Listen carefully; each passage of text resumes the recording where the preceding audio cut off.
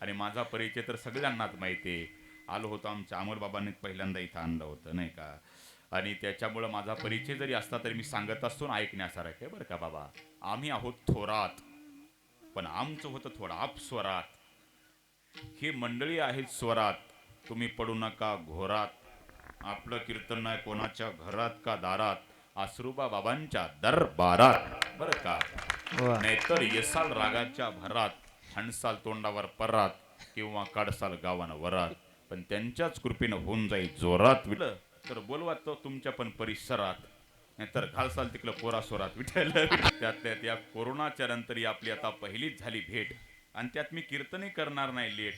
उघडतो माझ्या बुद्धीचं गेट, कारण की आत्ताच्या युगात चालतं नेट. म्हणून अभंगावर येतो थेट विठ्ठल विठ्ठल. हसायलेत म्हणजे कीर्तन पटायले नाही का. आता काही बोललो तरी माझ्या बोलण्याचा राग कुणाला येणार नाला तरी काय करता. भगवान परमात्म्याच्या कृपेनं तुमचे पाठ आहे ज्ञानेश्वरी गाते. कीर्तन ऐकण्यासाठी उत्सुक आहे तुमचे माते. पण कीर्तन सुटल्यावर ना तुरीचे 2-4 पोते. विठ्ठल विठ्ठल. अमोल महाराज समोर बसल्यावर जरा दडपणच आलं बरं का मला.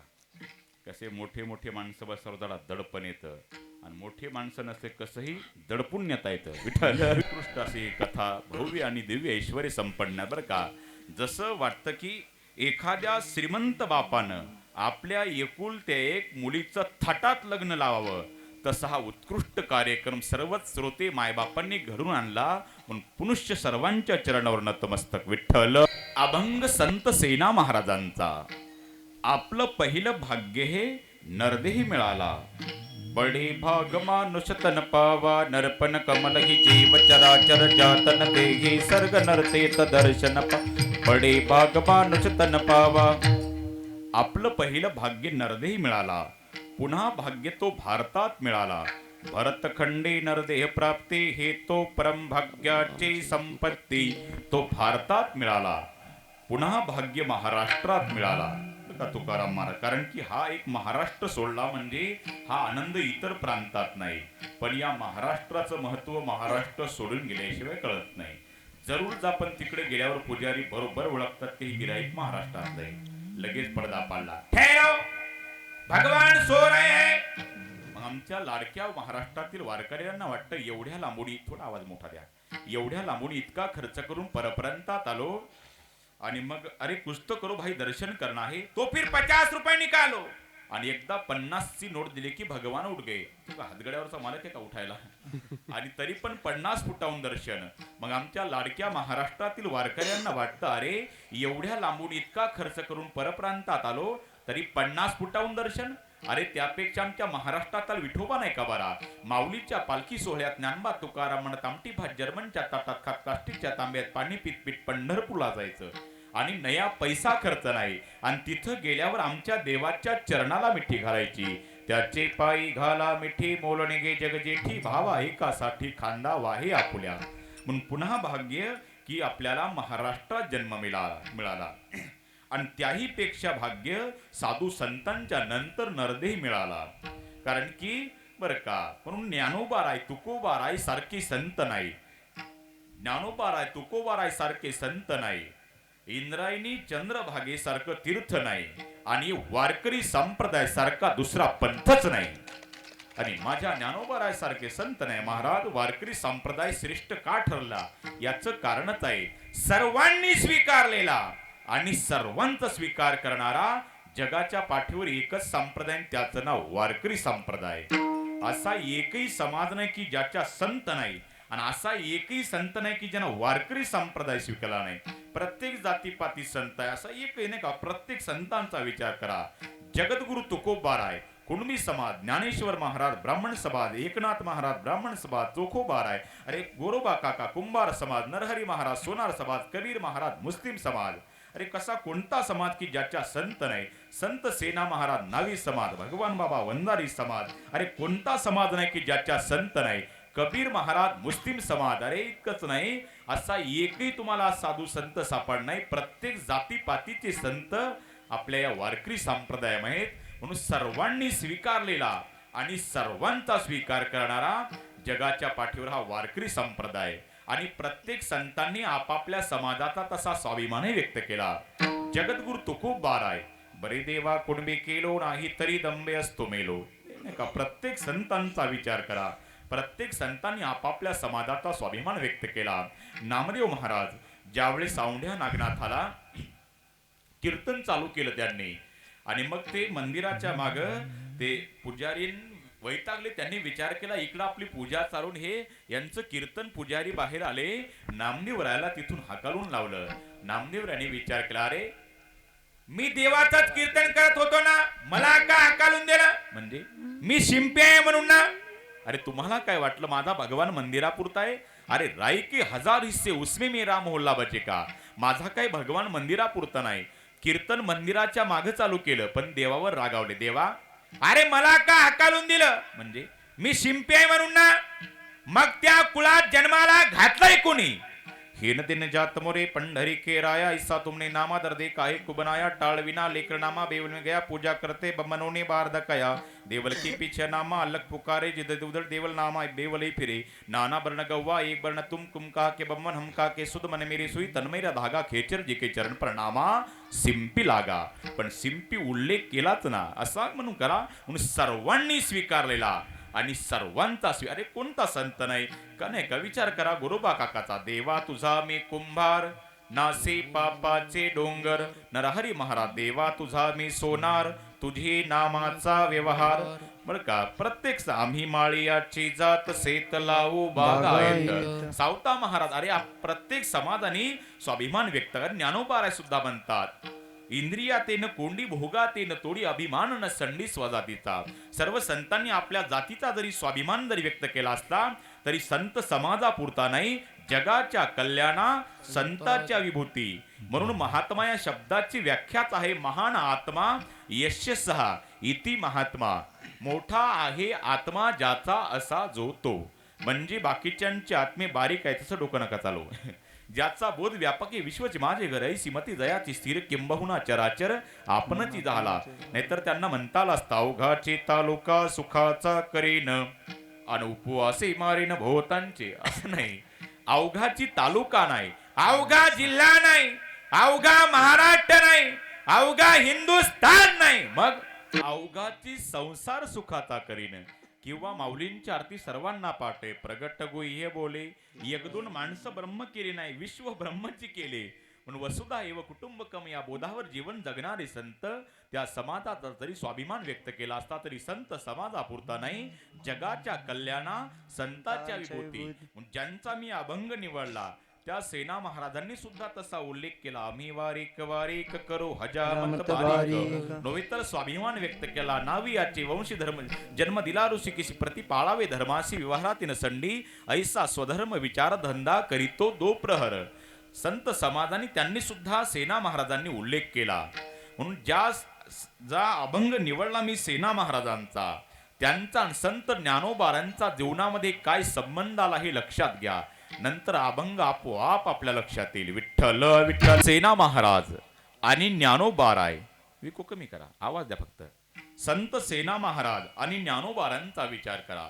संत सेना महाराजांच्या वडिलांचं नाव देवीदास आणि माऊलींच्या वडिलांचं नाव विठ्ठलपंत.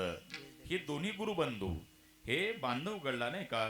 आणि मग ते गुरुबंधू असताना शिकायला रामानंदाकडे. आणि मग एक दिवस सहज प्रवचनामध्ये रामानंद स्वामी म्हटले कुणाला? देवीदासाला. देवीदास, भगवंत आता आपल्याकडे नाही, तो महाराष्ट्रात गेला, भक्ताची सेवा करतो. तुला कधी जीवनात वेळ मिळाला तर त्या पांडुरंगाचं दर्शन घे बाबा, असं त्यांनी प्रवचनात सांगितलं. दिवसामागत दिवस गेले, पण बांधवगडचे राजे उदयसिंह यांची सेवा परंपरागत चालू असल्यामुळं देवीदास यांना वेळ मिळाला नाही महाराष्ट्रात जायला. शेवटी मृत्यू समय देवीदासांना खाली टाकण्यात आलं. पुत्र या नात्यानं सेना महाराज जवळच होते. सेना महाराजांना बोलवलं, इकडे बाबा सेना. काय? अरे माझी गुरु मला रामानंद सांगत होते की देवीदास, तो भगवंत आता आपल्याकडे नाही, तो महाराष्ट्रात गेला आणि त्याच्या दासाची सेवा करतो. तो कधी जीवनात वेळ मिळाला तर पांडुरंगाचं दर्शन घे बाबा. पण सेना या शारीरिक व्यापानं मी जाऊ शकलो नाही, पण मी आता मरताना तुला सांगतो, आवर्जून जातो महाराष्ट्रात आणि पांडुरंगाचं दर्शन घे बाबा. कारण की सेवा परंपरा चालू असल्यामुळे मला वेळ मिळली नाही असं सांगून सेना महाराजांचे वडील देवीदास गतप्राण झाले. बाप गेला म्हणजे जीवनातला शेवटचा आधार संपला. सेना महाराजांच्या डोळ्याला धार लागले बरं का. अरे आई आई आई सगळ्या जगानं आईच गुणगौर केला, पण बापाचं प्रेम सुद्धा कमी नाही. बाप हा घराच्या छपरासारखा असतो बरं का. कारण की घरावर तर छप्पर, ऊन, वारा, पाऊस सगळं सहन करतो. तसा बाप आपल्या कुटुंबाकरता सगळं सहन करतो जगाचा आघात. विचार करा. आणि आपलं कुटुंब सुखात ठेवतो. पण आई आणि वडील या दोघांमध्ये इतका फरक आहे. आई आपल्याला घेत असताना कडीवर घेते का. आईला वाटतं मी जे बघते ते माझ्या बाळानं बघितलं पाहिजे. पण बाप घेत असताना आपल्या मुलाला खांद्यावर घेतो का. मी जे बघितलं नाही ते माझ्या मुलानं बघितलं पाहिजे. हे फक्त बापच करू शकतो. म्हणून बाप आपला शेण काढणारा असू द्या, का गुरं वळणारा असू द्या, का फाटक्या बंडीवाला असू द्या, का फाटक्या धोत्रावाला असू द्या, पण माझा मुलगा लाल दिव्याच्या गाडीमध्ये आला पाहिजे एवढं उरासी स्वप्न बाळगणारा फक्त बापच असतो. म्हणून रापणे का इथं आता रामायण चालू आहे अमोल महाराजांच्या मुखारविंदातून. मग ते रामायणातला प्रसंग बघा. ज्या वेळेस नाही का प्रभू राम, अरे विचार करा, कौसल्या माता रडल्या यात नवल नाही. राम वनवासात गेल्याच्या नंतर कौसल्या माता, सुमित्रा माता यांच्या डोळ्याला धारा लागल्या यात नवल नाही. पण राम वनवासात गेल्यानंतर 6व्या दिवशी रामाचं 6 वेळेस नाव घेऊन प्राण सोडणारा दशरथ राजा पण कमी नाही बर का. यशोदा माता रडल्या, देवकी माता रडल्या, कुणा करता, श्रीकृष्णा करता. पण तेवढ्या धोधो पावसामध्ये भगवान श्रीकृष्णाला त्या टोकऱ्यामध्ये घेऊन त्या यमुना मातेच्या डोहातून जाणारा वसुदेव पण कमी नव्हता. विठ्ठल विठ्ठल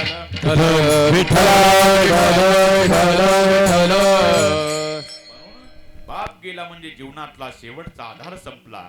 डोळ्याला धारा लागल्या सेना महाराजांच्या. पण त्यांचं एक लक्ष होतं. माझ्या बापानं मला मृत्यू समय सांगितलं की सेना पांडुरंगाचं दर्शन घे बाबा. पण आता बांधवगडाचे राजे उदयसिंह यांची सेवा परंपरागत चालू असल्यामुळं सेना महाराजांना सुद्धा महाराष्ट्रात जायला वेळ सापडला नाही. पण एक वचन ध्यानात होतं की सांगितलं सेना, तो पंढरीचा राजा आपल्या भक्ताच्या दासाची सेवा करतो. म्हणून मला जर त्या पांडुरंगाचं दर्शन झालं नाही तर मी पताकवाले वारकरी यात्रा करण्याच्या निमित्तानं बांधवगडला आले की सेना महाराजांनी त्या वारकऱ्यांना घरी न्यावं, परिचय द्यावा. 7 पिढ्यापूर्वीचा मी महाराष्ट्रातला, पण इकडे आलो. माझा बाप मला मृत्यू समय सांगून गेला, सेना वारकऱ्याला घरी आणावं बाबा, दाढी डोकी करावी, त्यांना जेव घालावं, दंडवत घालावं आणि त्यांचं दर्शन घ्यावं बाळा. म्हणून पताकवाले वारकऱ्यांची सेवा करावी सांगावं जाताना सेना महाराजांनी. या परत कधी आलात तर बाबा इकडे, हा सेना तुमच्या सेवेसाठी कायमचाच उभा आहे. असं वारकऱ्यांची सेवा सेना महाराज चोख बजावत होते. असे दिवसामागे दिवस गेले. पण बांधवगडचे राजे उदयसिंह यांची सेवा त्यांची परंपरागत चालू असल्यामुळं आता इकडे पताकवाले वारकरी परत आले. सेना महाराज त्यांच्या सेवेमध्ये रममान झाले होते. बांधवगडचे राजे उदयसिंह स्वभावानं क्रूर होता. त्याच्या मनात केव्हा कायल सांगता येत नव्हतं. रोगी झालेला होता आणि त्यानं सांगितलं सैनिकाला, जा रे. सेवकाला सांगितलं, आताच्या आता त्या सेनाला बोलून आणा, हजामत करायची, दाढी करायची म्हणा माझी. सेवक आले. सेना महाराज वारकऱ्यांच्या सेवेमध्ये रममान झाले होते. दाढी डोकी करू लागले, मालिश करू लागले आणि त्यांची पत्नी दारात होती. त्या सेवकाने विचारलं राजाच्या, सेना महाराज कुठे आहेत? ते वारकरी आलेत ना पंढरपूरची, त्यांची ते सेवा करतात. ती आटोपली की मी त्यांना पाठवून देते. आपण त्या राजानं तातडीनं सेना महाराजाला बोलवलंय, आताच्या आता राजाची हजामत करायची. काळजी करू नका, मी त्यांना पाठवून देते. आणि ते सेवक वापस आले घरी. घरी आल्याच्या नंतर त्या राजदरबारात गेले आणि बघितलं. राजाने विचारलं, अरे सेना कुठे? सेनाला नाही का बोलून आणलं? ते सरकार, ते त्यांची पत्नी दारात उभी होती आणि तिनं सांगितलं, ते वारकऱ्यांची सेवा करतात, तेवढी आटोपलं की मी त्यांना पाठवून देईल म्हणले. हे कुणी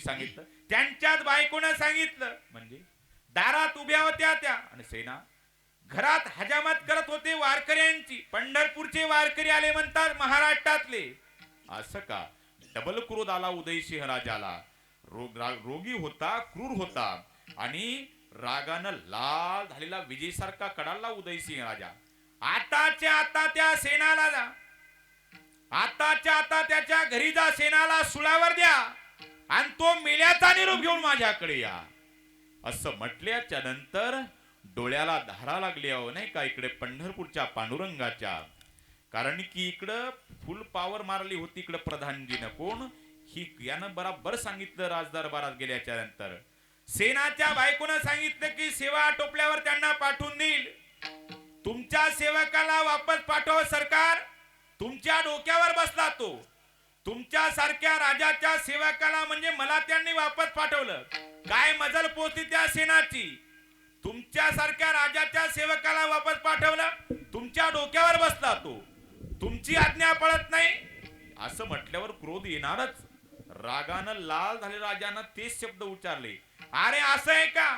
आताच्या आता जा त्या सेनाला सुळावर द्या आणि तो मेल्याचा निरोप घेऊन माझ्याकडे या.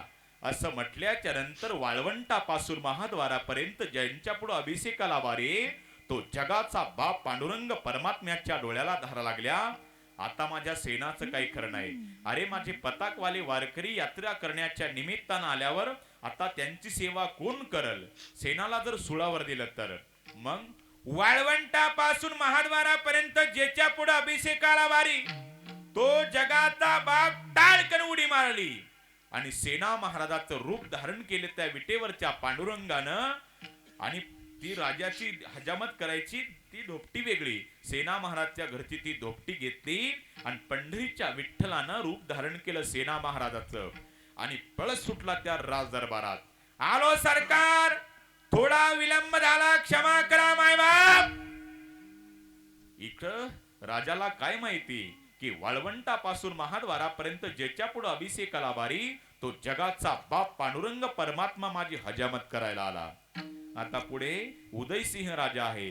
वाटी आहे, आरसा आहे, वाटीमध्ये पाणी आहे.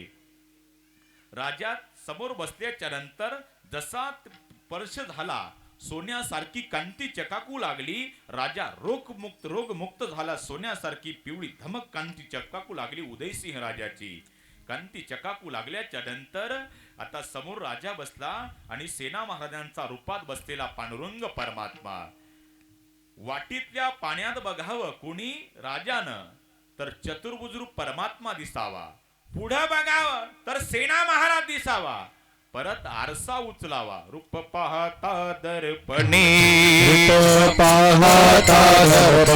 आत दिसे चक्र पाणी, आत दिसे चक्र पाणी, आत दिसे चक्र पाणी, आत दिसे चक्र पाणी, आत दिसे चक्र पाणी, आत दिसे चक्र पाणी. रूप पाहता दर्पणे, आत दिसे चक्र पाणी, आत दिसे चक्र पाणी, आत दिसे चक्र पाणी. रूप पाहता दर्पणे, आत दिसे चक्र पाणी, आत दिसे चक्र पाणी, आत दिसे चक्र पाणी. रूप पाहता दर्पणी, आत दिसे चक्र पाणी. राजानं आरसा उचलावा. त्यात चतुर्भुज पांडुरंग परमात्मा दिसावा. पुढं बघावं तर सेना महाराज दिसावा. नंतर वाटीतल्या पानात बघावं कैसे नवल झाले परी, कैसे नवल झाले परी. वाटी मध्ये दिसे हरी, वाटी मध्ये दिसे हरी, वाटी मध्ये दिसे हरी, वाटी मध्ये दिसे हरी, वाटी मध्ये दिसे हरी, वाटी मध्ये दिसे हरी. कैसे नवल झाले हरी, वाटी मध्ये दिसे हरी, वाटी मध्ये दिसे हरी. कैसे नवल झाले हरी, वाटी मध्ये दिसे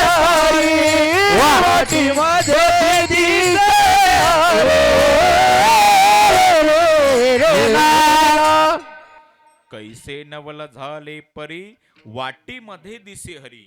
वाटीत त्या पाण्यात बघावं तर देव दिसतो, पुढे बघितलं तर सेना महाराज दिसतो, आरसा उचता तर त्यात पण देव दिसतो. तोपर्यंत स्पर्श झाला ना, राजा रोगमुक्त झाला सोन्यासारखा. जगाच्या बापाच्या वैद्याचा राजाचा स्पर्श होता. तुका म्हणे वैद्य राजा पंढरीच्या निवासा. राजा रोगमुक्त झाला, राजाला इतकी शांती लागली, फार विश्व शांती. सगळ्या जगाला शांती लाभावी अशी प्रार्थना करणार जगात एकच देश आहे, त्याचं नाव हिंदुस्तान. विठ्ठल विठ्ठल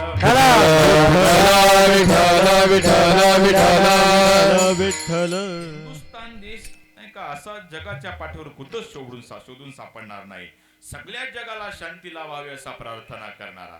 बाकीच्यांचं आपल्याला गरज नाही. म्हणून बरं का, अरे कितीतरी अमेरिका असू द्या का पाकिस्तान असू द्या, त्यांना काहीच म्हणता येत नाही, पण भारताला माता म्हणतात. त्यांना चुलती पण म्हणता येत नाही. नाही का महाराज, भारताला माता म्हणतात का? अरे अरे भारताची ताकद तुम्हाला सांगतो. या भारताच्या मातीतले संस्कार जर तुम्ही एक प्रयोग माझ्यासाठी उद्या सकाळीच आवर्जून करा, कारण की अंधारा दिसणार नाही म्हणून सकाळी करा. हायवे रोडनं चालत असताना आपल्या मोटरसायकलचं स्टँड तसंच राहू द्या आणि तशीच गाडी चालू ठेवा. तुम्ही तुमच्या कायम मरणावर टपलेला व्यक्ती असेल, तुमचा त्याचा 60 पिढ्यात वैर असेल, तरी तो सुद्धा तुम्हाला म्हणा, अरे भाऊ गाडीचं स्टँड वर कर.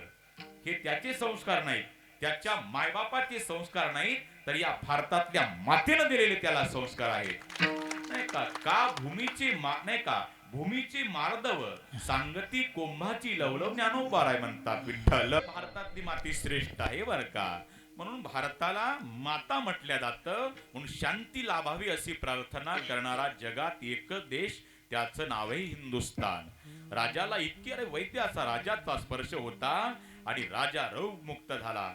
आणि मग नंतर राजानं बघितलं, अरे सेना आजची सेवा काही वेगळी झाली बाबा. म्हणजे अरे माझा रोग मुक्त झाला, सोन्यासारखी कांती चकाकते. म्हणजे आज तू नेमका आहेस तरी कोण? सरकार मी तुमचा नेहमीचा दाढी करणारा सेना नाही बाबा. म्हणजे आरशात बघितलं तर देव दिसतो, पुढं बघितलं तर सेना दिसतो, वाटीतल्या पाण्यात बघितलं तर देव दिसतो. आजची सेवा काही वेगळी झाली सेना, मला काही तुझं रूप, अरे तू देव नाही. सरकार मी तुमचा नेहमीचा हजामत करणारा सेना आहे. नाही बाबा, आजची काही सेवा वेगळी झाली, मी तुझ्यावर प्रसन्न झालो सेना, तुला काय पाहिजे ते मी देतो. सरकार मी माझं कर्तव्य केलं, मला कशाचीच गरज नाही. अरे हे घे, मी तुला सोन्याच्या मोहरा प्रदान करतो. नाही सरकार, तो माझा अधिकार नाही, मी मोहरा घेणार नाही, मी माझं कर्तव्य केलं सरकार. अरे बघ, अरे रोगमुक्त झाला, कशाची कमी नाही मला. अरे साक्षात देवाची अनुभूती होती तुझ्या समोर बसल्याच्या नंतर. म्हणजे वाटीतल्या पाण्यात कधीच मला देव दिसला नाही, आदत कसा दिसला, आरशात बघितला तर देव दिसला, पुढे सेना. आणि माझा रोगमुक्त झाला, मी प्रसन्न नाही, मी तुला मोहरा देणारच नाही सरकार, मी माझं कर्तव्य केलं, मी मोहरा घेणार नाही. बळद बळद धोपटीमध्ये उदयसिंह राजांनी सोन्याच्या मोहरा टाकल्या आणि ती धोपटी घेऊन सेना महाराज, आता तो देव होता पांडुरंग परमात्मा, ती धोपटी घेतली, राजाची हजामत करायची आणि सेना महाराजांच्या घरी लटकवली. आणि तो विटेवरचा परमात्मा परत विटेवर उभा राहिला. आणि इकडे 1 तासानंतर खरे सेना महाराज वारकऱ्यांची सेवा आटोपल्याच्या नंतर दारात आले. पत्नीने सांगितलं, 1 तासापूर्वी राजाचे सेवक आले होते. काय म्हटले? त्यांना सांगितलं राजाची हजामत दाढी डोकी करायची, तातडीनं बोलवलंय तुम्हाला. मग मी त्यांना सांगितलं की ते पताकवाले वारकरी आले, त्यांची सेवा करतात. तू सेवकांना वापस पाठवलं? हो, मी त्यांना सांगितलं की 1 तासानंतर पाठवते. खरा सेना घाबरून गेला, लटलट लटलट लटलट कापू लागला. काय झालं? अगं आता माझी नोकरी जाणार, भीक मागायची बारी उद्यापासून आपल्याला आता. लटलट लटलट सेना महाराज कापू लागले आणि ती धोपटी घेतली राजाची हजामत करायची नेहमी, ती बाकीच्यांची वेगळी. ती धोपटी घेतली, खरा सेनानी पळत सुटला. आलो सरकार, थोडा विलंब झाला, क्षमा करा मायबाप, माझ्यासारख्या पामराकून अपराध घडला, कोणती शिक्षा द्या, पण मला क्षमा करा मायबाप, माझ्याकडून अपराध घडला. सेना, अरे आत्ताच तू माझी सेवा करून गेला. नाही सरकार, माझी चेष्टा करू नका, मी वारकऱ्यांची सेवा करत होतो. माझ्या पत्नीनं सांगितलं की सेना महाराजात दारात ते सेवक आले होते, तसेच त्यांनी वापस पाठवले. म्हणून माझ्याकडून अपराध घडला. तुमच्या पाया पडतो सरकार, मला क्षमा करा मायबाप. माझ्यासारख्या पामाराकडून घोर मोठा अपराध घडला, मला क्षमा करा मायबाप. पण तुम्ही नौकरून कमी करू नका. अरे सेना, तू आता माझी सेवा, अरे बघ तुला खोटं वाटतं ना, बघ माझी सोन्यासारखी कांती चकाकते, माझा रोग मुक्त झाला. नाही सरकार, मी वारकऱ्याची सेवा करत होतो, माझी चेष्टा करू नका सरकार. अरे नाही बाबा सेना, अरे आजची सेवा काही तू वेगळीच केली. नाही सरकार, वा अरे बरं जाऊ दे, तू घेत नव्हता ना, तुझ्या धोपटीत मी बळच सोन्याच्या मोहरा टाकला. नाही सरकार, मी तुमच्या मोहरा घेतल्या नाही. अरे दिल्या नाही, धोपटी उघड, धोपटी उघड म्हटल्याच्या नंतर खऱ्या सेना महाराजांनी धोपटी उघडावी तर सोन्याच्या मोहरा. खरा सेना हुंदकी देऊन रडायला लागला. रडायला लागल्याच्या नंतर विचारलं राजाला, सेना काय झालं? राजे, माझ्या पित्याचं वचन आठवलं. म्हणजे माझा बाप मला मृत्यू सोमय सांगून गेला होता. मला काय सेना, तो विटेवरचा पांडुरंग परमात्मा आपल्या भक्ताच्या दासाची सेवा करतो. राजे, माझ्या पित्याचं वचन आठवलं, त्या माझ्या पांडुरंगानं माझ्या करता तुमची हजामत केली. असं म्हटल्याच्या नंतर राजाच्या डोळ्याला धारा लागल्या. राजानं सांगितलं, सेना आता मी तुझी सेवा करतो बाबा. अरे म्हणजे, अरे वाळवंटापासून महाद्वारापर्यंत ज्याच्या पुढे अभिषेकाला बारी, अरे लोखंडाचं पीठ खाऊन ध्यान करणाराच्या ध्यानाला येणारा भगवान, त्यानं तुझ्यामुळे आज माझी हजामत केली. सेना, तुझा मला अधिकार करून आला. आता तुझी सेवा सेना मी करतो. नाही सरकार, मी आता देवाचा झालो, मला जावं लागणार. नाही सेना, मला सोडून जाऊ नको. राजे, माझ्या पित्यानं सांगितलं होतं, तो पंढरीचा राजाचं एकदा जीवनात एकदा तरी दर्शन घे. आता मी पांडुरंगाचा झालो. सेना महाराजांनी सांगितलं, राजे तुम्ही एक काम करा, मी परत येतो, पण माझी बायको मुलाकडे तुम्ही लक्ष ठेवा. चालेल सेना महाराज, तुमची कोणती पण मी सेवा करतो, काळजी करू नका. पण राजे, मला आता पांडुरंगाच्या दर्शनाला जावं लागेल. माझ्या बापानं मरताना सांगितलं, त्या पांडुरंगाचं एकदा तरी जीवनात दर्शन घे. तेव्हा मी आता पांडुरंगाचा झालो. असं म्हणून सेना महाराज 750 वर्षापूर्वीची घटना, पायी प्रवास आणि महाराष्ट्रात आले. महाराष्ट्रात आल्याच्या नंतर पवित्र चंद्रभागेत स्नान केलं आणि नंतर नामदेव पायरीजवळ दर्शन घेतलं पांडुरंगाचं. पांडुरंगाच्या चरणी माथा विनम्र केला, दर्शन घेतलं, तसेच बाहेर आले आणि संत शिरोमणी नामदेवरायाच्या दर्शनाला गेले. दर्शन घेतल्याच्या नंतर परिचय दिला सेना महाराजांनी. 7 पिढ्यापूर्वीचा मी महाराष्ट्रातला, पण तिकडे उत्तर प्रदेशला गेलो, बांधवगड. माझ्या वडिलांचं नाव देवीदास आणि माऊलींच्या वडिलांचं नाव विठ्ठलपंत. हे दोन्ही एकाच गुरुकडे राहत होते, रामानंदाकडे. एक दिवस प्रवचनामध्ये माझ्या पित्याला देवीदासांना सांगितलं रामानंदाने, देवीदास, तो भगवंत आता आपल्याकडे नाही, तो महाराष्ट्रात गेला. द्वारकेचे केने आले याची ठाया, पुढे भक्तराया चोजवीत. द्वारकीची अवघी सामुग्री घेऊन आले चक्रपाणी पंढरीसी. तो पंढरपूरला गेला सामुग्री घेऊन. सांगितलं, त्या पांडुरंगाचं दर्शन घे. पण माझ्या पित्याला बांधवगडचे राजे उदयसिंह यांची सेवा परंपरागत चालू असल्यामुळं ते येऊ शकले नाही. शेवटी मृत्यू समय मला सांगितलं की सेना, तू तरी ती माझी इच्छा पूर्ण कर. आता मी सुद्धा, माझा जन्म व्यर्थ जाईल, पांडुरंगाचं दर्शन होणार नाही. म्हणून आता मी त्या पांडुरंगाच्या दर्शनाला आलो. नामदेवा, त्या पांडुरंगानं माझ्या बदल्यात बांधवगडच्या राजाची, उदयसिंह राजाची हजामत केली. म्हणून आता मला तातडीनं पांडुरंगाच्या दर्शनाला यावं लागलं. पण आता नामदेवा, मला आता पांडुरंगाचं दर्शन झालं, पण एकदा मला तुम्ही माऊलींचं दर्शन करून आणा. असं म्हटल्याच्या नंतर नामदेवरायाच्या डोळ्याला धारा लागल्या. कारडता नामदेवा, म्हणजे माऊलीचं दर्शन होणार नाही सेना आता. म्हणजे डोळ्याला धारा लागल्या नामदेवाच्या. काय झालं नेमकं? म्हणजे कार्तिकी वारीला ज्ञानोबारायांनी समाधी घेतली माऊलींनी आपल्या. असं म्हटल्याच्या नंतर सेना महाराजांच्या डोळ्याला धारा लागल्या. काय म्हणता? माऊलींनी समाधी घेतली? हो, समाधी घेतली माऊलींनी. आता डोळ्यांना दिसणार नाही माऊली सेना आपल्याला. आणि अख्खाचा अख्खा समाधी प्रसंग नामदेवरायांनी सांगितलं आणि सांगताना नामदेवरायाच्या डोळ्याला धारा लागल्या. हो, पांडुरंगानं वारीमध्ये सूचना दिली होती कार्तिकीच्या, पुढच्या वारीला माझ्या ज्ञानोबारायांना समाधी घ्यायची. काय सांगू सेना महाराज, अहो अष्टमी पासून अलंकापूर गजबजलं होतं. झपी तपी संन्यासी योगी महानुभाव सगळे आले. अष्टमी, नवमी, दशमी, एकादशी, द्वादशी, त्रयोदशी पिंपळाच्या पारी बैसल्या पंगती. आणि मग सर नाना विठा महादा गोंदा 4 पुत्रांनी जागा झाडली. समाधी स्थळाकडे जात असताना देवी निवृत्तीयाने धरली दोन्ही कर जातो ज्ञानेश्वर बैसावया. माऊली समाधी स्थळाकडे जातात तर पहिल्यांदा टाव फोडला चिमुकल्या मुक्ताबाईनं. डोळ्याला धारा लागल्या. ज्ञानदेव निवृत्ती भिक्षेशी जात सोपान मज सांभाळीत. आता उद्यापासून मधुकरी कोण आणून देणार?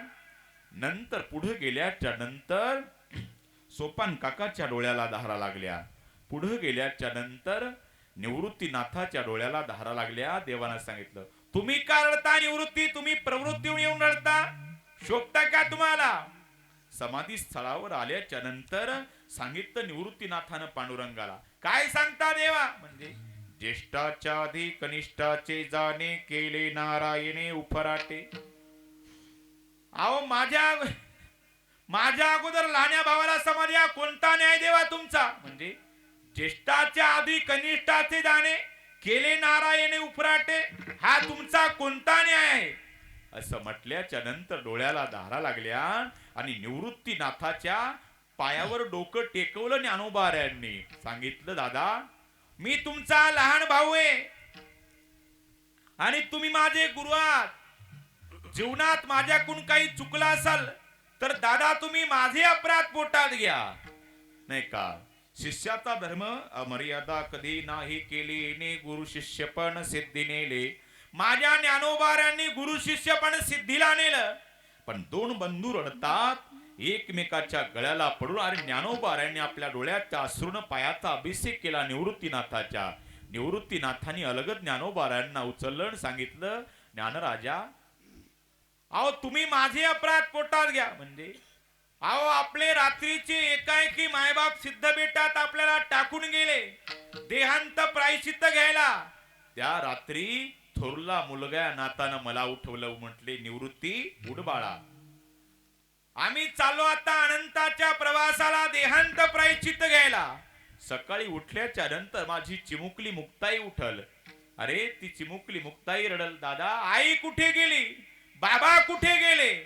त्या भावंडाचं सांभाळण्याचं कार्य आता निवृत्ती तुझ आहे. माझा ज्ञाना उठल, आई बाबा कुठे गेले? सोपाना उठल. आता निवृत्ती, आता तू थोरला मुलगा नातानं बाळा, तुला आम्ही उठवलं. पण आता जाताना सांगतो, अरे आम्ही देहांत प्रायश्चित्त घेतल्याशिवाय हे शांत बसणार नाहीत. आता आम्हाला देहांत प्रायश्चित्त घ्यावंच लागणार.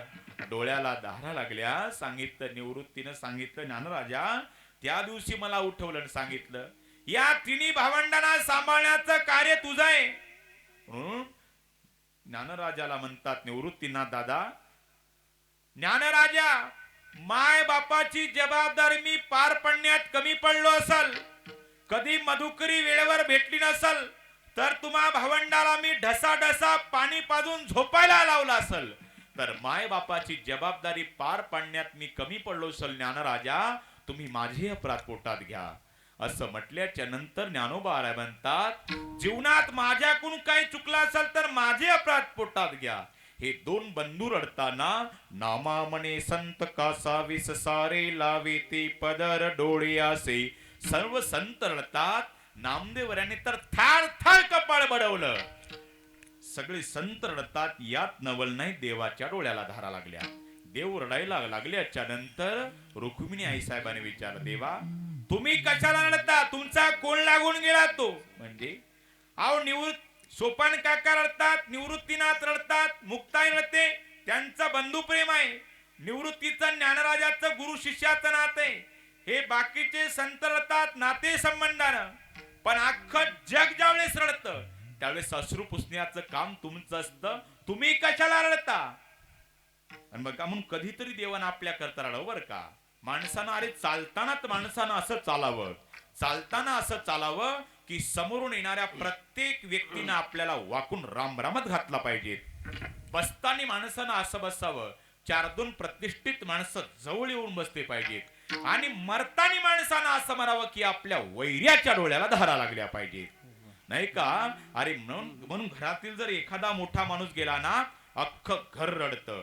त्याही पेक्षा मोठा माणूस जाऊ द्या, गाव रडतो. त्याही पेक्षा मोठा माणूस जाऊ द्या, तालुका रडतो. त्याही पेक्षा मोठा माणूस जाऊ द्या, जिल्हा रडतो. त्याही पेक्षा मोठा माणूस जाऊ द्या, महाराष्ट्र हळहळतो. त्याही पेक्षा मोठा माणूस जाऊ द्या, हिंदुस्तान रडतो. त्याही पेक्षा मोठा माणूस जाऊ द्या, अख्ख्या जगातली माणसं रडतात. पण मोठा कुणाला म्हणावं? अरे ज्याच्या जाण्यानं देवाच्या डोळ्याला धारा लागाव्या, ज्ञानदेव वैष्णव मोठा. ज्ञानोबाराय समाधीला निघाले, पांडुरंगाच्या डोळ्याला धारा लागल्या. रुक्मिणी आई साहेबांनी विचारल्याच्या नंतर देवाला सांगितलं, रुक्मिणीने विचारलं, का रडता? ऐक आता रुक्मिणी. देव म्हणते, रुक्मिणी हाच एक योग देखिला नेणे, हे ज्ञान संजीवनी जाणते लोक्यासी. धन्य धन्य धरातळे जो या ते दृष्टी निहाळी, तो वाते लटाळे वैकुंठ भुवनासी. जो करेले याची यात्रा, तो तारेले सकळे गोत्रा. सकळे कुळे पवित्रा, याची निदर्शने होती. अलंकापुरी ही शिवपीठ पुरी, येथे होते नीलकंठ ब्रह्मादिक तपवरिष्ठ. तिचे पै केले इंद्र येऊनिया भूमीसे, याग संपादिले हरणीसे. इंद्रायणी इंदोरीसे पंचकोशिया पासुनी, येथे त्रिवेणी गुप्तसे. भैरवा पासुनी भागीरथी वसे. पूर्वटिका माया दिशे जे, प्रत्यक्षदान पार्वती. भवती वनवल्ली वृक्षी, येथे देव येऊनी होती पक्षी. हे असती नास्ती उदकी, हे पंढरीवनी सोपे. जनाची घरावया पापे, कळीकाळ कोपलिया कोपे. नचले अलंकापुरासी, आईसे सांगता हरीसी. हा अर्धा तास इतिहास सांगितल्याच्या नंतर का रडता म्हणणारी रुक्मिणी रडायला लागली. आणि मग देवाने विचारलं, तूच मला म्हणत होती ना 9 वाजल्यापासून कशाला रडता, कशाला रडता? आता मी तुला 10 वाजता प्रश्न विचारतो, तू कशाला रडते? अहो देवा, अहो हे काय वय आहे का समाधीच? म्हणजे अहो 22 वर्षाच्या वयात हा महात्मा समाधी घेतो आणि वाळवंटापासून महाद्वारापर्यंत ज्याच्या पुढे अभिषेकाला बारे, तो जगाच्या बापाला ढसा ढसा रडायला लावतो. मी याच्या करता रडत नाही, याचे मायबाप किती पुण्यवान. म्हणून धन्य धन्य दयाचे कुसे, ज्ञानदेव जन्मले. धन्य का समाधी प्रसंग नामदेवरायांनी जसाचा तसा सेना महाराजांच्या समोर प्रगट केला. एवढा प्रसंग सांगितल्याच्या नंतर सेना महाराजांच्या डोळ्याला धारा लागल्या. आणि डोळ्याला धारा लागल्या. रडत असताना सेना महाराजांना सांगितलं नामदेवरायांनी, माऊलीचं दर्शन होणार नाही आता सेना तुला. आणि मग सेना महाराजांनी रडतच सांगितलं, एकदा मला पांडुरंगाचं दर्शन झालं नसतं तरी चाललं असतं, पण माऊलीचं दर्शन व्हायला पाहिजेत होतं.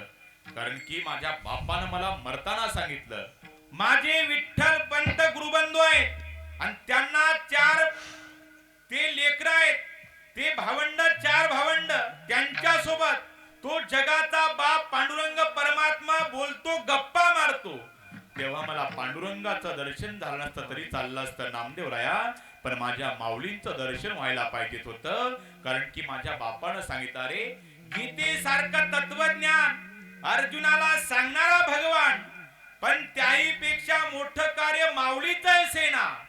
त्या तत्वज्ञानाचा मोठा प्रचार आणि प्रसार केला असेल तर अलंकापूरच्या संत ज्ञानेश्वर महाराजांनी जगावर एवढा उपकार केला. अभंगाचा संस्कृत भाषा जगासे कळेना, म्हणून नारायणा करुणाली. तोचे अवतार धरी लंकापुरी, ज्ञानाबाई सुंदरी तारावया. केलं काय, केवढा केला उपकार. बर का, ज्ञानोबारायांनी ही ज्ञानेश्वरी आपल्या पुढं प्रगट करून आपल्यावर फार मोठा उपकार केला ज्ञानोबारायांनी. बर का, म्हणून केवढा केला उपकार, काय वानू मी पामर. नाही का, उपकार संतांनी अगणित आपल्यावर उपकार केले. इथं 4 विभाग आहेत बर का. काही माणसं उपकार नाही का, उपकारावर उपकार, अपकार्यावर अपकार, उपकार्यावर अपकार आणि अपकार्यावर उपकार. काही माणसं अमोल महाराज उपकार करतात, पण उपकार करणाऱ्यावर हे त्याला तंबाखू देतं ते याला चुना देतं. हा झाला उपकार उपकार. यानं त्याला तंबाखू दिला म्हणून याच्यावर त्याचा तंबाखूचा उपकार, आणि त्यानं याला चुना दिला म्हणून याच्यावर त्याचा चुन्याचा उपकार. कारण नाही का, तंबाखू असं व्यसन आहे, ओळखीचं बघत नाही, लायकीचं बघत नाही. त्यानं पुडी काढली, त्यानं हात पुढे केला, तंबाखू आहे व चुना आहे, चुला आपला घ्याव. तंबाखू याचा आणि चुना त्याचा. कारण नुसता तंबाखू खाऊ नये बरं का तुकाराम महाराज. नुसता तंबाखू खाऊ नये. अरे नाही का, ज्ञानेश्वर नाही का, भगवंत म्हणे अर्जुना, जो खाय तंबाखू चुना तो भक्त माझा जुना कलियुगीचा. ही ओवी ज्ञानेश्वरीच्या 19व्या अध्यायातली. घरी गेल्यावर बघा, अध्याय 19वा. तंबाखू म्हणे मी रघुनाथ शक्ती, जो खाय त्यास तात्काळ मुक्ती, जो सोंगे त्यास बहु सुख वाटे, जो ओढे त्यास रघुनाथ भेटे. नो वैजनाथ नो नवनाथ, सिर्फ नगु रघुनाथ. बरं का रघुनाथ म्हणजे प्रभू रामचंद्र नाही. एक बिड्या फुकणारा गेला की तिसरा येतो. धूम्रपानम शतगोदानम यज्ञ दुर्गा गंगा टाकडम टुकडम मत्त पुण्यम सकळ वेदे कन्यादानम. धूम्रपान करणाऱ्याला 1108 गायी दिल्याचं पुण्य भेटतं बरं का तुकाराम महाराज. एक एक झुरका गंगेचं स्नान. महाराज आमच्या एसटी स्टँडला बिड्याचे तुकडे उरले तर पुण्याची गणना कोण करी. तंबाखू एक अवघड बघा, इतिहासच आहे तंबाखू म्हणजे. एक सुशिक्षित बेकार आणि 5-25 अशिक्षित बसलेले, आणि पिंपळाच्या पारावर त्या सुशिक्षित बेकारनं अशिक्षितांच्या समोर ते इतिहास सांगायला प्रारंभ चालू केला. कसा चालू केला? खिशातली तंबाखूची पुडी काढली आणि इतिहास चालू केला. काढली पुडी, सांगितलं अरे ते इंग्रज आपल्या भारतात आले, ओतला तंबाखू. पुढीने आपल्याकडे असं द्या कोणी. बर का, ते घेतली त्यानं पुढी काढली. अरे इंग्रज आपल्या भारतात आले, ओतला तंबाखू. निमित्त व्यापाराचं होतं, पण व्यापाराच्या निमित्तानं इंग्रजांनी आपला भारत मळून काढला. यानं मळला भारत सगळा. त्यात मोठे मोठे माणसं गेले, लाला लजपतराय गेले, भगतसिंग गेले, राजगुरू गेले, पण शेवटी गांधीजींनी अशी चळवळ सुरू केली. चळवळ इंग्रजांना पळता भोय थोडी झाली. शेवटी इंग्रज आपला गाठ्या गुंडाळून भारत सोडून गेले. संपला इतिहास. विठ्ठल विठ्ठल.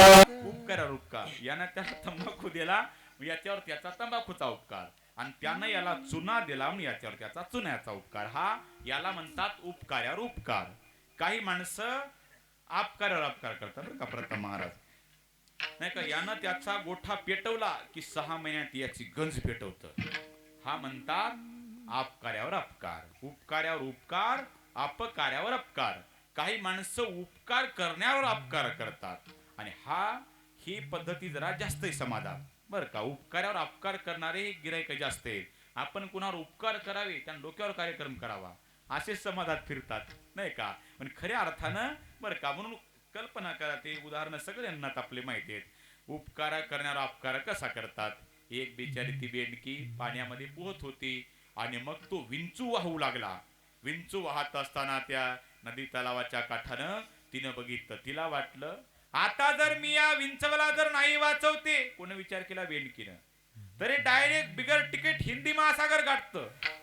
तिनं काय केलं, त्या विंचवाला आपल्या पाठीवर घेतलं. तिला दया आली. तिनं ऐकलं असेल तुका म्हणे फार थोडा तरी परोपकार. तिनं ऐकलं असेल कुठं, आणि मग ती पाठीवर घेतलं. पाठीवर घेतल्याच्या नंतर त्या बेंडकीला त्या विंचवाला अलीकडल्याकडे आणून सोडलं. त्याने विचार केला किती बिचारीची उपकार, तिचा आपला काहीच संबंध नाही, आणि इतक्या काही आपण हिच्या करता काहीच केलं नाही. हिची ओळख न पाळख लोकमान्य टिळक काहीच संबंध नाही आपला, आणि हिने एवढे आपल्यावर उपकार केले. काय करावं आता हिच्या करता आपण, काय करावं. हिची आपली काहीच ओळख नाही. आता हिला आपला ऍड्रेस कार्ड द्यावं.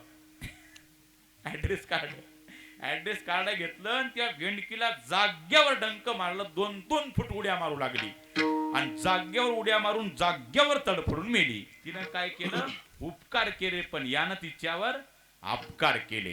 किंवा ते एक साधू हनुमंताच्या मंदिरात बसलेला, आणि उंदीर साधूच्या मांडीखाली लपून बसला. वाचवा महाराज, काय माझ्या मांग बोका लागला. साधूला वाटलं आता जर याला अभय द्यावा उंदराला, तर बोक्या कुठं न कुठे यांना पकडणार. मुशको तुम मार जारो भव.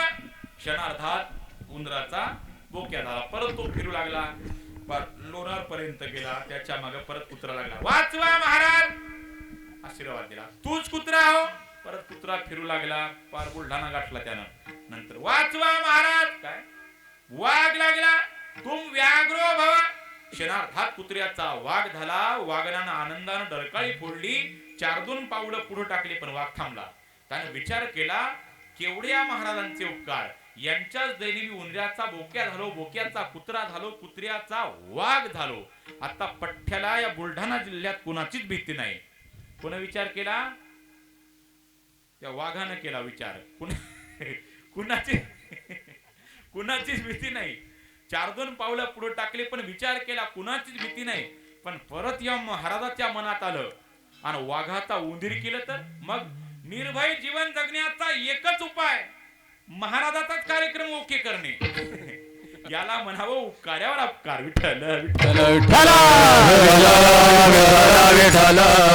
विठ्ठल उपकार्यावर उपकार अपकारावर उपकार. तंबाखूच्या आवडी मला एक मी चालू कीर्तन उठलं बघा. बायको शपथ खोटं बोलत नाही. शब्द कोणाच्या घालावं कळलं पाहिजे. माणसं शब्द घालतात माईच्या. माईच्या म्हणजे माई मिरीत घोर नाही. बायको याला पुरायला पाहिजे.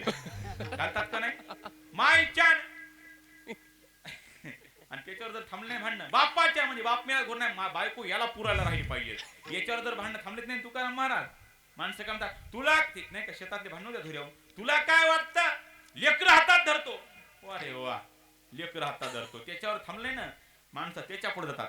तुला काय वाटलं जव्हारी हातात धरतो. आणि शेवटचा मग अंतिम भैरवी. बरं का अंतिम भैरवी कोणती? तुला काय वाटतं चल मारुता शेंदूरच काढतो. बरं का पण एकटाच पठ्ठे महाराष्ट्रात बायको शपथ घेणार. विठ्ठल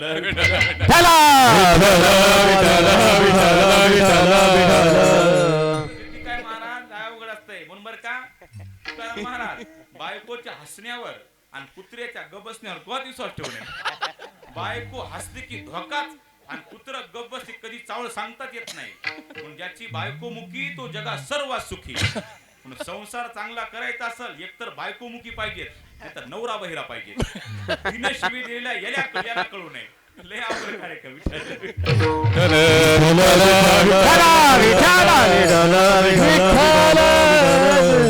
महाराज आम्ही आनंदित राहतो. एक म्हातारा जोडप म्हातारी हातात हात धरून चालू लागली. 80 वर्षाचा विचारे म्हणजे आजोबा एवढा जीव तुमचा प्रेम एवढा जीव म्हातारपणात पण तुम्ही हातात हात धरता. मला महाराज प्रेम वगैरे काहीच नाही म्हणले हिच्यावर. पण हिचा हात सोडलं की कोणत्या दुकानात जाऊन काय घेऊन येईल सांगतात. असे नमुने असतात. विठ्ठल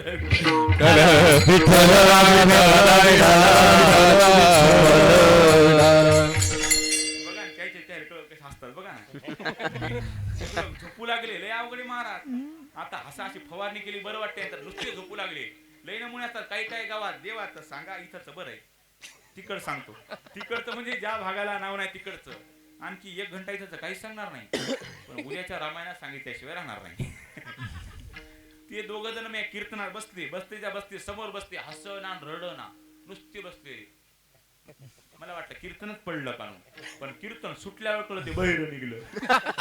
अशी नमुने असतात.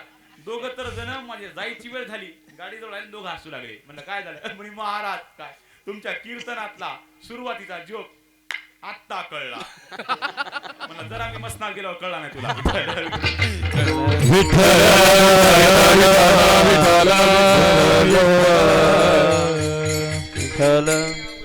आता एकदा मोकळ्या म्हणून हातवर करा आपले करा हातवर. सांप्रदायिक नियम बरं का. हातानं टाळ्या आणि तोंडानं जांभाळ्या. अरे मोकळे झोपूच लागले सगळे. टाळ्या वाजवा झोपून नाही का. कीर्तनात टाळी वाजवाय बरं का. कीर्तनात टाळी वाजल्याच्या नंतर आपलं पाप जातं. एक बहादूर उठला कुठं जात म्हणजे जे वाजवत नाही त्याच्या डोक्यावर जातं.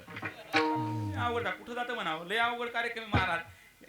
हे नाही पटलं म्हणलं दुसरं सांगतो मग. चाय की शोभा प्याली से चाय की शोभा प्याली से भोजन को शोभा थाली से बगीचों को शोभा माली से झगड़ों की शोभा गाली से ससुराल को शोभा साली से और कीर्तन को शोभा टाली से.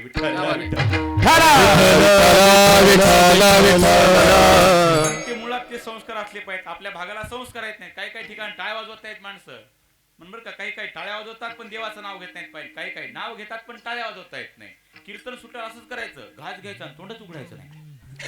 कीर्तनात टाळी वाजवीत पाहिजेत महाराज. नाही तर काही काही ठिकाणी जातो महाराज चला चहा प्याला. चहा पित नाही बाबा. चहा प्यायला गेलो पती पत्नी बिचारे दोघं पाया पडले बरं का. म्हणून महाराज दोघं पाया पडले दोघांनी 500-500 दक्षिणा दिली बरं का.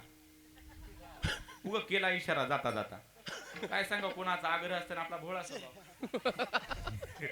पती पत्नी बिचारे दोघं पाया पडले, दोघांनी 500-500 दिले नाही का. आता माता मला म्हणतील महाराज तुम्ही एवढं सांगायले देवासारखं, आम्ही काय नाही आणलं, पण काळजी करू नका. मी सोनं चांदी मणी एकदानी माहिती काय असं ते एकदा असं का कीर्तना सांगितलं बरं का बाबा. बीडला कीर्तन होतं, असं सांगितलं एक आजीनं, ते नेमकी सक्रात झाली होती, ते 1.5-2 लाखाचा नेकलेस पायावर अर्पणच केला. मी इतका खुश झालो, अरे बाप इतका खुश झालो. माझ्या अगोदर आकाश महाराज खुश झाले. काळजी करू नका, तुम्ही गुरुबंधू, चष्म्यामुळे गुरुबंधू.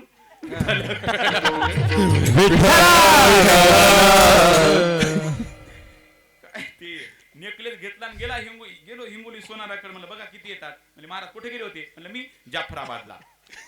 अरे मला फसवला तुम्हाला, डुप्लिकेट.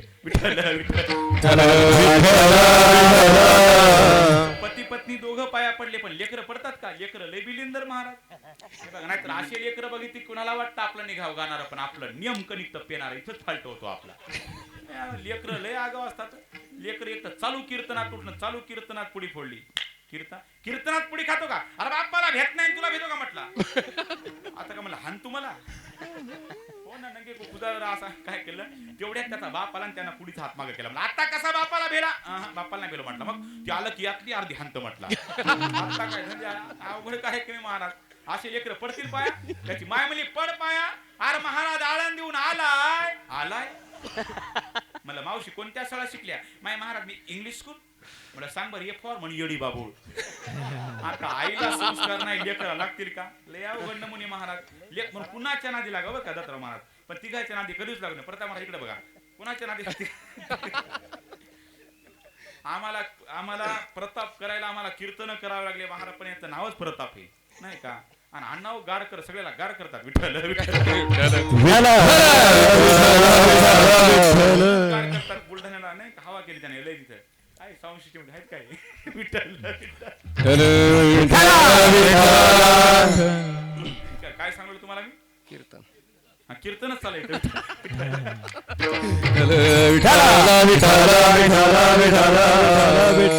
कुणाच्या नादी लागाव, पण तिघायच्या नादी कधीच सांगू नये. येड्याच्या नादी लागू नये, पिदड्याच्या नादी लागू नये, लहान लेकराच्या कुणाच्या नादी लागा.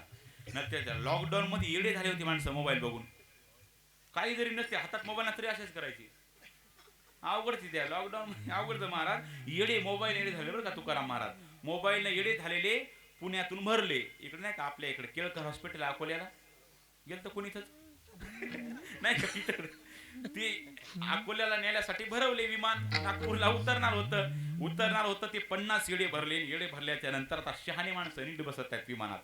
मी काय विमानात बसतो नाही बरं का आतापर्यंत. आपण फक्त विमान कोणते बघितले कागदाचे बघितलेच नाही बरं महाराज. आणि मग ते विमान बसते ते येड त्यातलं नुसतं उड्या हाणू लागलं. उड्या हाणत त्या विमान चालवणार काय त्या म्हणतात पायलट.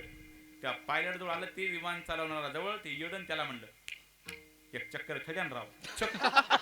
ते काय ट्रॅक्टर आहे काय आता ते भलत हुशार. काय म्हणून महाराज ते भलत हुशार. त्यानं काय केलं, एक काम करा म्हणला. एक काम कर, मागचे शांत कर येडे. हे गेलं येड मागचे 49 जण शांत केले. टाचणी पडत तरी आवाज. आणि पुढे आला आता खेळीला. तू केलं काय म्हणला. मी काहीच नाही केलं. मागं गेलो सगळ्यांना म्हटलं उतरा स्टेशन आला. हल्ल्या उड्या म्हणल्या. फक्त तू मीच राहिलो.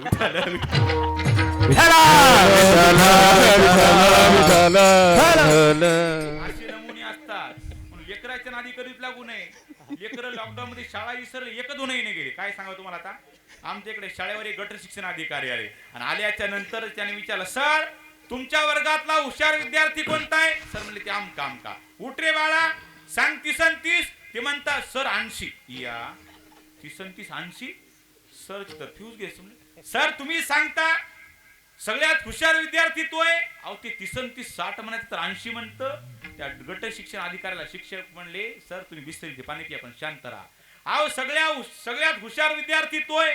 आपण ते 30 60 म्हणायचं तर 80 म्हणतं. ते बरं म्हणला. 30 80 म्हणलं, बाकी 100च्या पुढचे म्हणला.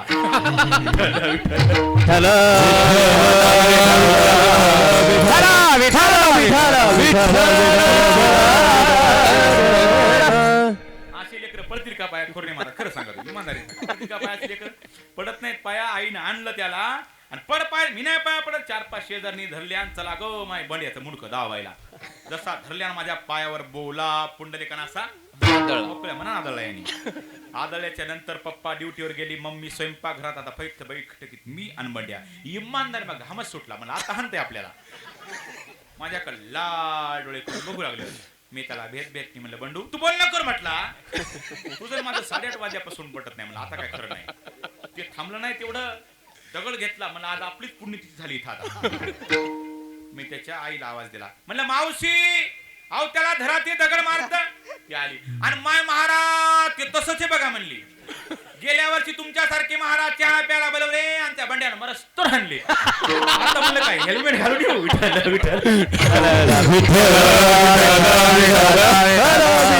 विठ्ठल असे खुल्ले बघा असे. पण काही काही इजगळ झालं काही सांगा काय नाही.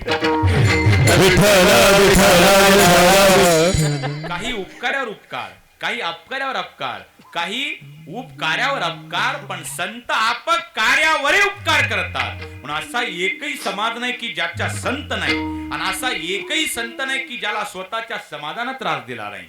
समाजाचा स्वभाव आहे जिवंत साधूची निंदा करणे आणि साधू गेल्याच्या नंतर त्याच्या नावानं सप्ता लावणे. आता सबंध महाराष्ट्रात तुम्ही कुठेही जा एकच भजने, ज्ञानोबा तुकाराम ज्ञानोबा तुकाराम. संध्याकाळी गुलाबजाम कोणाला? ज्ञानोबा तुकाराम म्हणणाऱ्याला गुलाबजाम त्यांना मांडे भाजून खाता आले नाही. ये वही समाज है, यीशु ख्रिस्त को फांस पर लटका दिया गया. ये वही समाज है, मोहम्मद पैगंबर जी को हिजरत करनी पड़ी. ये वही समाज है, मीरा को राजस्थान छोड़ना पड़ा, जहर पीना पड़ा. ये वही समाज है, संत तुकाराम जी को गाली मिली. और ये वही समाज है, संत ज्ञानेश्वर महाराज के झोली में मिट्टी डाल दी गई. प्रत्येकांना त्रास झाला तरी ग्रंथ संपत्ती पूर्ण झाली आणि निवृत्तीनाथ प्रसन्न झाले. ज्ञानराजा मी प्रसन्न आहे तुमच्यावर, तुम्हाला काय पाहिजे ते मागा. दादा तुम्ही प्रसन्न झालात ना, फक्त एकच द्या. काय? जे खळाचे व्यंकटे सांडो याला म्हणावं आप कार्यावरही उपकार. खळ मरू नाही म्हटले माऊली, बर का. माऊली खळ मरू म्हटले नाही. खळ अरे दुर्जन वाईट नाही, दुर्जनाचा दुर्जनपणा वाईट आहे. हे बघा विंचू वाईट नाही, विंचवाची तेवढी नांगी वाईट आहे बर का. तेवढी जर नांगी काढली ना विंचू अख्खा हरिभक्त परायण आहे. म्हणून एवढ्याच नांगीसाठी गोविंदराव अख्खा विंचू नाही मारायचा, तसा त्याची नांगी काढून टाकायची. नाहीतर किंवा विज्ञान युगामध्ये माणसं म्हणतात किती विज्ञान पुढे गेलं अमोल महाराज. शुगर फॅक्टरी मध्ये तुम्ही इकडून ऊस घाला, पलीकडे पोत्यात साखर येते. अरे पण ऊसापासूनच साखर होते. एरण किंवा शेवरी घाला बरं, येते का पोत्यात साखर? ऊसापासून साखर होते, फारसं नवल नाही. पण त्याही पेक्षा श्रेष्ठ कारखाना संताचा आहे. शुगर फॅक्टरी मध्ये तुम्ही इकडून ऊस घाला, पलीकडे पोत्यात साखर येते. आमच्या संताच्या कारखान्यामध्ये इकडून दुर्जन घाला, पलीकडे सज्जन बाहेर येतो. आपणा सारिखे करीती तात्काळ नाही काळ. दुनिया दिसे ठुकराते ना, उसे संत आपणाते. अरे घरून सर्वांनी यांना हाकालून द्यावं आणि त्याचा स्वीकार ज्ञानोबारायांनी करावा. घरून सर्वाला हाकालून द्यावं, त्याचा स्वीकार आपल्या आसुरबा बाबांनी करावा. म्हणून दुनिया दिसे ठुकराते ना, उसे संत आपणाते. नाही का? म्हणून एक नाही का घडलेली घटना आळंदीतली सांगतो तुम्हाला. एक पुण्याच्या स्टँडवर एक भीक मागत होता फकीर मुस्लिम धर्माचा. याच्या त्याच्या पुढे भीक मागत होता. एका वारकऱ्याने सांगितलं, अरे तू इथं भीक मागण्यापेक्षा आळंदीला जा. आळंदीची अशी ख्याती आहे, शेजारतीच्या अगोदर माऊली कोणालाच उपवासी ठेवत नाही. तो मुस्लिम धर्माचा फकीर गेला माऊलीच्या दरबारामध्ये. दिवसभर महाद्वारात बसला, पण त्याला कोणीच काही खाल्लं का विचारलं नाही. रात्रीचे 10 वाजले, त्याच्या डोळ्याला धारा लागल्या. बोले सब लोग कहते थे आलंदी वाले ज्ञानेश्वर महाराज किसी को भूका नाही रखते. तेवढ्या रात्री 10 वाजता आळंदीत घडलेली घटना. मारुती महाराज गुरव यांचे चिरंजीव एकनाथ महाराज कीर्तनावर आले आणि पत्नीनं गरम जेवणाचं ताट वाढलं. आणि ते त्यांनी सांगितलं, मी ती कीर्तनाहून जेवण आलो बर, ते अनबर गरम जेवणाचं ताट कोणी माऊलीच्या दरबारात उपवासी का बघतो. ते गरम जेवणाचं ताट एकनाथ महाराजांनी घेतलं. मारुती महाराज गुरु यांचे चिरंजीव आणि आले माऊलीच्या दरबारात. तो फकीर बघितला आणि त्याला सांगितलं, बाबा मी तुम्हाला भिकारी समजत नाही, पण 2 घास खाल्लं तर समाधान वाटल. त्याच्या डोळ्याला धारा लागल्या. क्यों रोते हो बाबा? बोले मुझे जवाब मिल गया. अरे कहते थे लोग आलंदी वाले ज्ञानेश्वर महाराज किसी को भूखा नहीं रखते. अरे मेरा पूरा दिन बीत गया, लेकिन किसी ने मुझे पूछा तक नहीं, लेकिन आज मुझे मेरे माऊली ने भोजन दिया. असे संत उदार आहेत महाराज. म्हणून दुनिया दिसे ठुकराते ना उसे संत आपणारे. आंधळ पांगळ मुक घाणेरड कसंही असू द्या, आपल्या आसुरबा बाबा संत असे संत कुणाचाही स्वीकार करतात. एक घडलेली घटना आहे. एक श्रीमंताची 22 वर्षाची मुलगी, स्वरूपवान मुलगी, तिच्या डोक्यात किडे पडले, डोकं पुवानं पांढरं झालं आणि गावकरी वैतागले. एक तर तुम्ही गावात राहा, नाहीतर आम्हाला गावाच्या बाहेर हाकलून द्या. अहो दुर्गंधी सुटली, जेवण जात नाही. श्रीमंतानं सांगितलं तुम्ही काळजी करू नका, माझ्या मुलीची मी व्यवस्था करतो. आणि त्यानं 1 किलोमीटर अंतर गावाच्या बाहेर ती झोपडी बांधली. आणि तो श्रीमंत तांब्यात पाणी भाकरी घेऊन जायचे. मायबाप तोंडाला पदर लावायची, मायन बाप उपन लावायचा. इथं तांब्यात पाणी भाकरी ठेवली बेटा, माघारी फिरायचे. असं करता करता त्या गावात एक दिवस वैद्य आला. त्या वैद्यानं सांगितलं, त्या मुलीची जखम तुम्हाला नीट करायची असेल तर जगात फक्त कुत्र्याच्या लाळात ताकद आहे. कुत्र्यानं जर जखम चाटली तर मुलगी नीट होईल. सर्व गावकरी मदतीला धावले आणि गावातील सर्व कुत्रे झोपडीच्या दिशेने हाकालून लावले. कुत्रे झोपडी पर्यंत गेले, पण दुर्गंधी सहन झाली नाही, वापस माघारी फिरले. अरे माय बापानं टाकून द्यावं फारसा नवल नाही, कुत्रा सुद्धा तिचा स्वीकार करत नाही. डोळ्याला धारा लागल्या. ती झोपडी दररोज रडायची. एक दिवसचा प्रसंग, त्या गावात एक साधू आला. हनुमंताच्या मंदिरामध्ये साधू बसला. पायात खडव, हातात कमंडलो, जटादाडी वाहलेला वाघाचं कातड बगलेमध्ये हनुमंताच्या मंदिरात बसला. आणि गावकरी काही शेतातून आले. सायंकाळी मंडळीने एकाने विचारलं, कहाँ रहते हो महात्मा जी? बोले हिमालय के गुफा में रहता था बेटा, एक आज की रात यहाँ रहने का है, सुबह चला जाऊंगा. भोजन करोगे क्या बाबा? बेटा मैं किसी के घर जाता नहीं, तुम यहाँ रोटी लाओगे तो मैं जरूर खाऊंगा. आणि एकानं ते भाकरी आणली. महाराजांनी जेवण केलं आणि सांगितलं, अरे एक आधा घंटा सत्संग कर सकते आप लोग को समय होगा तो? हाँ चलेगा बाबाजी. आणि मग त्या साधूनं अर्धा घंटा प्रवचन केलं. माणसं बसलेली होते. आणि अर्ध्या तासानंतर साधूनं सांगितलं, अरे मैं तो साधू हूं, आप किसान लोग खेत में काम करके थक गए होगे, जाओ आप अपने घर. सगळे माणसं मंडपातून मंदिरातून उठले, निघणार तितक्यात वाऱ्याची झुळूक आली आणि त्या मुलीची दुर्गंधी साधूच्या नाकापर्यंत पोहोचली. ठहराव, ये बदबू कहां से आ रही? आता तो साधू हिंदी बोलणारा आणि ते गावकरी बिचार गावठी मराठीत बोलणारा, दोन्ही भाषा तुम्हाला सांगतो बरं का.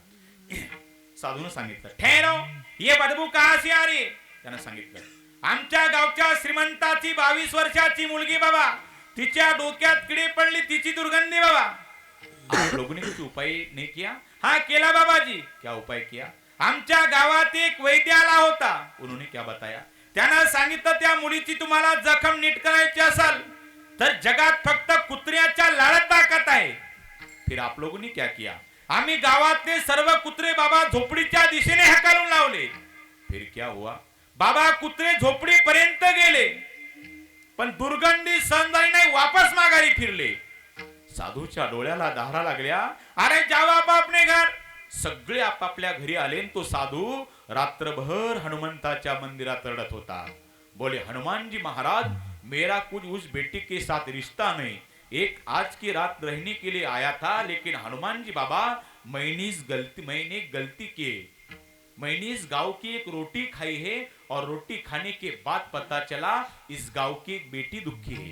मेरी पूरी तपश्चर्या स्वीकार करो, लेकिन उस बेटी को ठीक करो.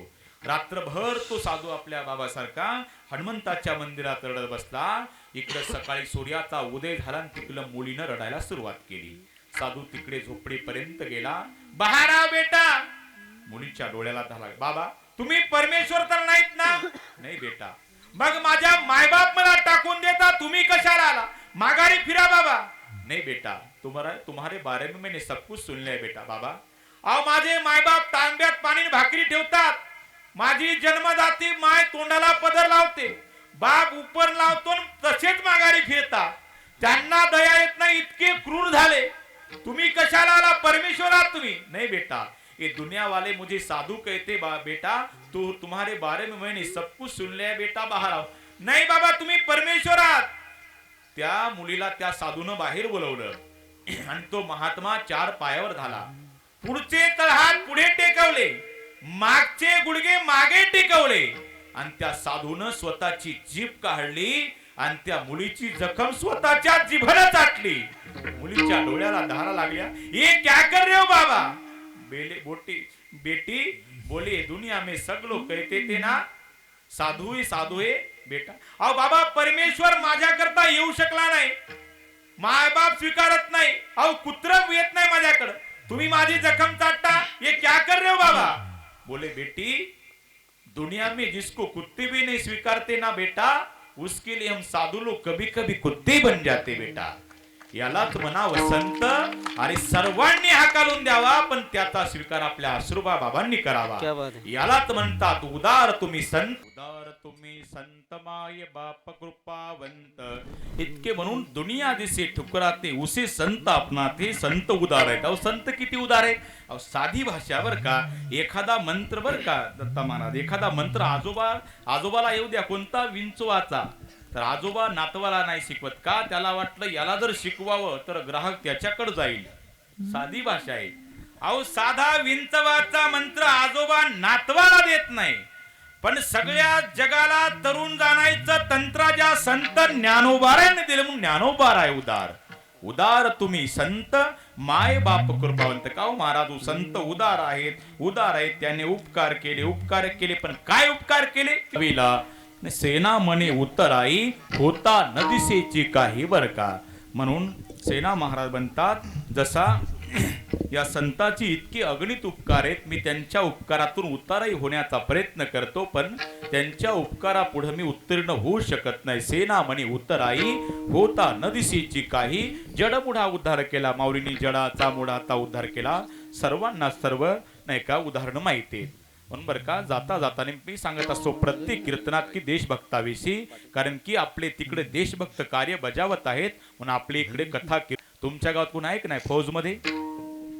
नाही. जेव्हा एखाद्या आईचं हृदय फुलाचं आणि मनामध्ये देशभक्तीची आवड, तेव्हाच एखादा फौजी जन्माला येतो. नाहीतर माणसं बरं का जिवंत फौजीला जीव लावत नाहीत, पण एखादा शहीद झाला ना मग व्हॉट्सअपला स्टेटस पडतात, मिस यू भावा, आणि शहीद भावाने त्याला रेल्वे जिवंतपणे जागा देत नाहीत. नाहीतर म्हणणारे कुठे म्हणतात काय महाराज, म्हणजे अरे ते तिकडं आहेत म्हणून आपलं कार्य चालू आहे. नाहीतर आपल्या हिंदुस्थानामध्ये सर्वच जर तुमच्या माझ्यासारखे गोपीचंदनवाले असतील तर कारगिलच्या सीमेवर वैर्याला कोण अडवणार आहे? एक लक्षात ठेवा, आमच्या देशाच्या जवानाच्या खांद्यावर रात्रंदिवस बंदूक आहेत, पण तुमचं माझं कपाळावरचं चंदने सुरक्षित आहे. आमच्या देशाच्या जवानाच्या खांद्यावरल्या जर बंदुका खाली आल्या, आपलं चंदन मिटलंच म्हणून समजा. नाहीतर माणसं म्हणतात दंगा झाला, बोलवा आर्मीला, लेकरू बोर मध्ये पडलं, बोलवा आर्मीला, अतिरेकी घुसले, बोलवा आर्मीला, आंदोलन झाले, बोलवा आर्मीला. अरे मग 15 ऑगस्टला 26 जानेवारीला बोलवा ना एखाद्या इंडियन आर्मीला. त्याच्या हातात होद्यान झेंडावंदन. तिरंग्याची किंमत त्यांना हे वाऱ्यामुळे नाही तर सैनिकाच्या श्वासामुळे फडकतो आपला तिरंगा. म्हणून बरं कोणी माना नका मानू, मी फक्त या पृथ्वी तलावर 2 पांडुरंग मानतो. कोणकोणते? एक पंढरपूरचा पांडुरंग परमात्मा विटेवर उभा राहिलेला आहे. तो पांडुरंग परमात्मा आलेल्या भक्ताचे संकट निवारतो. पण आमचा मिलिटरीचा पांडुरंग जम्मू काश्मीर उभा असणारा, ज्याच्या खांद्यावर बंदूक आहे, तो आलेले संकट स्वतः घेतो, त्यांच्या पण उपकारच मान. अपना करेंगे ओ वतन तेरे लिए, दिल गया है जान भी देंगे ओ वतन तेरे लिए.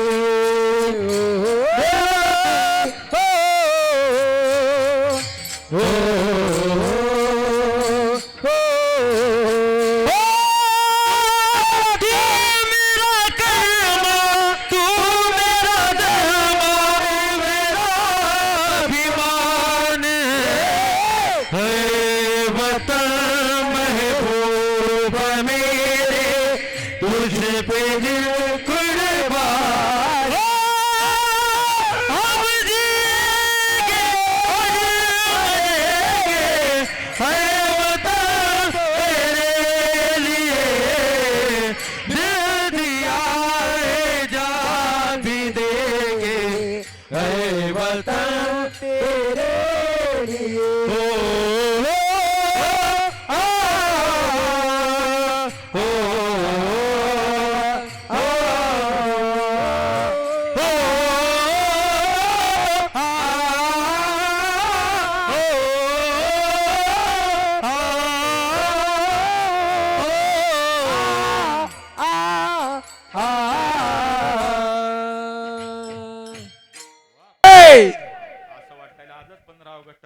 आज 26 जानेवारी बरं का. म्हणून खऱ्या अर्थानं याची गरज आहे दादा. नाहीतर विचार करा. म्हणून मी असं म्हणत नाही, की तुम्ही काही व्हा, आमदार खासदार मंत्री व्हा, पण आपल्या मुलाला 1 वर्ष तरी एखाद्या वारकरी शिक्षण संस्थेत टाका, जेणेकरून त्याला ग्रंथ ज्ञानेश्वरी गाथा संस्कार लागतील. आणि 1-2 महिने तरी आपल्या मुलाला एखाद्या मी टाका, जेणेकरून आपल्या देशावरती त्याला निष्ठा कळेल. म्हणून संस्कार देतानाच आपल्या मुलाला आपण असे द्यावे, अपने बच्चे को ए फॉर एप्पल नहीं, बी फॉर बॉल नहीं और सी फॉर कैट नहीं, तो अपने बच्चे को A for army, B for border और सी फॉर छत्रपति शिवाजी महाराज बताइए. जहां डाल डाल पर सोने की चिड़िया करती है बसेरा, ओ भारत देश है मेरा, ओ भारत देश है मेरा. जहाँ डाल डाल पर सोने की चिड़िया करती है बसेरा, ओ भारत देश है मेरा, ओ भारत देश है मेरा, ओ भारत देश है मेरा, ओ भारत देश है मेरा. यह सत्य है इंसान बारे, यहाँ गाने पग पग डेरा, ओ भारत देश है मेरा, ओ भारत देश है मेरा, ओ भारत देश है मेरा, ओ भारत देश है मेरा. एखाद्या वेळेला देवाच्या मंदिरासमोरून जाताना, एखाद्या वेळेला विठ्ठल विठ्ठल मंदिरासमोरून जाताना देवाच्या पाया पडला नाही तरी चालल, पण एखादा जर फौजी समोरून आला ना, तर त्याला शलूट मारल्याशिवाय राहू नका, हीच खरी ते भक्ती ठरल. म्हणून याची खरी असो, जे काही चुकीत असेल माझ्या बुद्धीचे दोष योग्य ज्ञानोबा झालेली सेवा भगवान परमात्म्या चरणी अश्रू बाबांच्या चरणी समर्पित करतो.